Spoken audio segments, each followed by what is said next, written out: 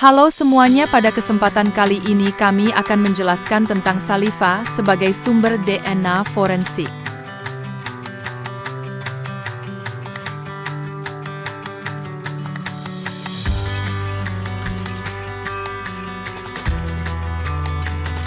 Metode pengambilan saliva sebagai sumber DNA forensik diantaranya secara langsung, melalui metode double swabbing, buccal swab, spitting atau meludah, dan dapat diidentifikasi melalui bekas sikat gigi atau siwak dan bekas putung rokok.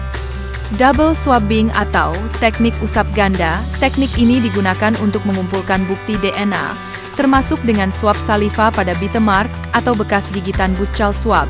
Usap mukosa pipi, pengambilan sampel dilakukan dengan mengusap bagian dalam pipi atau mukosa bukal meludah. Saliva dikumpulkan langsung dengan meludah ke wadah steril. DNA dapat diekstraksi dari sisa-sisa saliva yang menempel pada sikat gigi atau siwak. Puntung rokok yang mengandung saliva dapat menjadi sumber DNA. Keunggulan saliva sebagai sumber DNA forensik. Yang pertama, non-invasif dan tidak memerlukan tenaga terampil.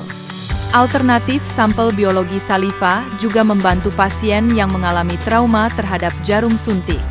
Anggaran yang diperlukan untuk pengumpulan saliva lebih rendah dibanding buccal swab, darah, dan biopsi. Dapat dikumpulkan secara berulang, lebih dari sekali dalam sehari, tanpa menyakiti subjek, tidak terdenaturasi, dan stabil selama 24 jam dalam suhu kamar serta stabil selama 1 minggu pada suhu 4 derajat Celcius.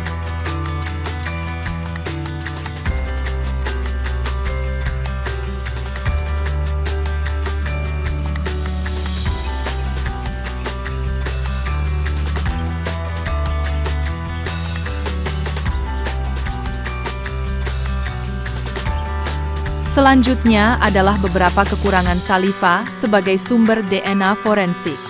Yang pertama, mudah terdegradasi akibat paparan lingkungan. Saliva sangat rentan terhadap degradasi akibat paparan sinar matahari, suhu tinggi, dan kelembaban. Selain itu, bakteri dalam lingkungan maupun dalam saliva itu sendiri dapat mempercepat kerusakan DNA. Jika DNA mengalami degradasi parah, analisisnya menjadi sulit atau bahkan tidak dapat dilakukan. Kedua, kuantitas DNA yang terbatas. Volume saliva yang ditemukan di TKP seringkali sangat sedikit, terutama jika berada di permukaan yang menyerap atau telah mengering. Hal ini mengurangi jumlah DNA yang bisa diekstraksi, sehingga dapat menghasilkan profil DNA yang tidak lengkap atau sulit diinterpretasikan. Ketiga, kualitas DNA yang rendah. Selain kuantitas yang terbatas, kualitas DNA dalam saliva juga seringkali menjadi masalah. Saliva mudah terkontaminasi oleh mikroorganisme, makanan, minuman, atau zat kimia yang dapat merusak integritas DNA. Jika DNA mengalami oksidasi atau fragmentasi, hasil analisis bisa menjadi tidak akurat atau tidak dapat digunakan dalam identifikasi forensik.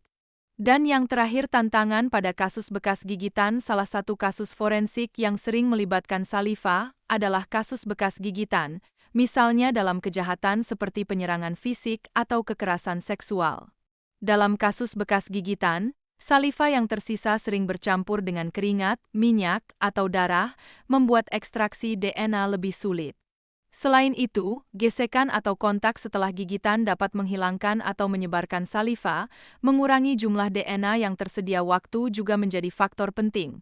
Semakin lama saliva dibiarkan tanpa dikumpulkan, semakin besar kemungkinan degradasi DNA, yang pada akhirnya dapat menyulitkan identifikasi pelaku melalui metode forensik.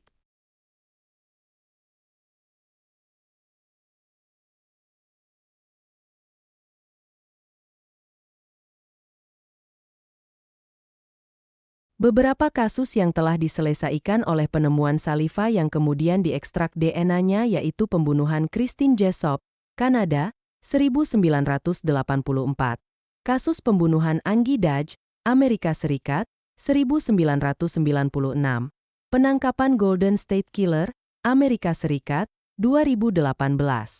Dan kasus pembunuhan Mia Zapata, Amerika Serikat, 1993.